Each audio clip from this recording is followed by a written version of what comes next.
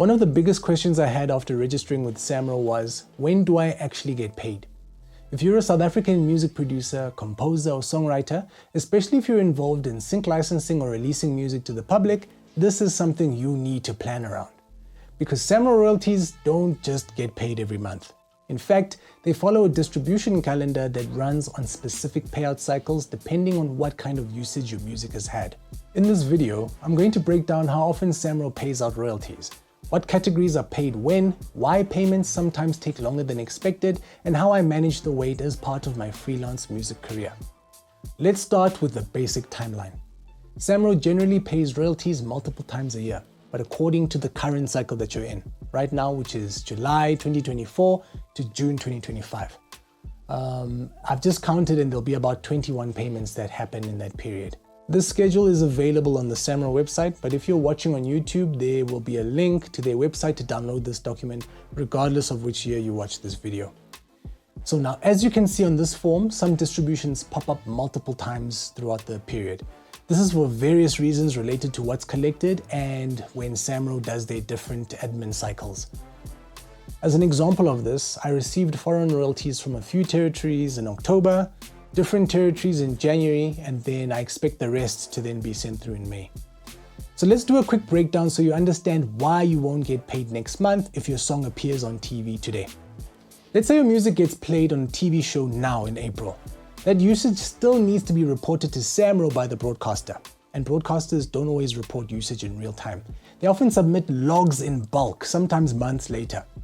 After receiving that data, SAMRO has to match it to your registered works, validate the usage, allocate it to the right category, and then only does it then become eligible for payout.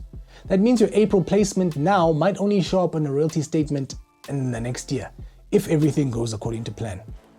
This timeline can be stretched out even further if we're talking about foreign royalties. In my case, some royalties from sync placements only came through 12 to 18 months later, even though the music was used legally and visibly and everything was notified well.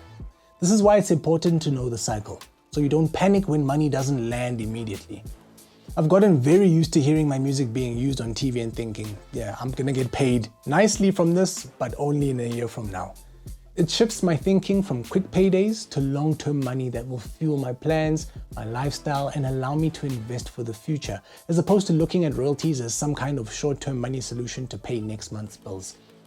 Royalty money is long-term money. I obviously still have to keep working despite the massive gap between the playing and the payment, so here's what I do to manage that gap. So I track every placement I get, along with the date, the platform, likely category. I note the expected distribution window and set a reminder just to check my statements around that time. So if I hear my music on a multi-choice channel later today, I know I won't get paid in this cycle. It'll probably be in the next cycle. Another thing that I've done is I've strategically built up other sources of income that cover me while I wait for these larger sync placements to pay me. I sell beats, I mix and master for clients, and I complete voiceover work, and that all keeps me going through the short term. I also keep a financial buffer because SAMRO isn't predictable, especially if there's administrative delays. Another thing that helps is understanding why the delays happen. So here's some common reasons. The broadcasters might submit the logs late with errors. The metadata doesn't match your registered works, so the title, composer, the name, the publisher info might be wrong. Your notification of works wasn't submitted properly.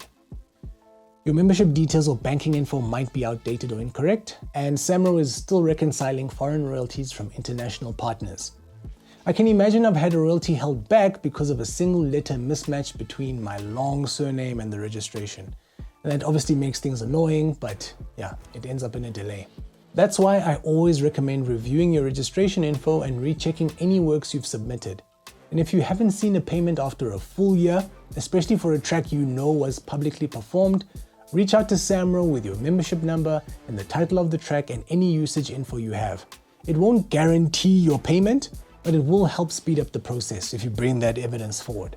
It also creates a paper trail that helps you later should you run into any other issues. If you found this useful, drop a comment and let me know what your longest royalty delay has been. Or if you're still waiting on your first payout, I've been there. Hit subscribe so you don't miss the next video, especially if you're performing live or working with artists who do. There's money in that space too, and most people aren't claiming it. Peace.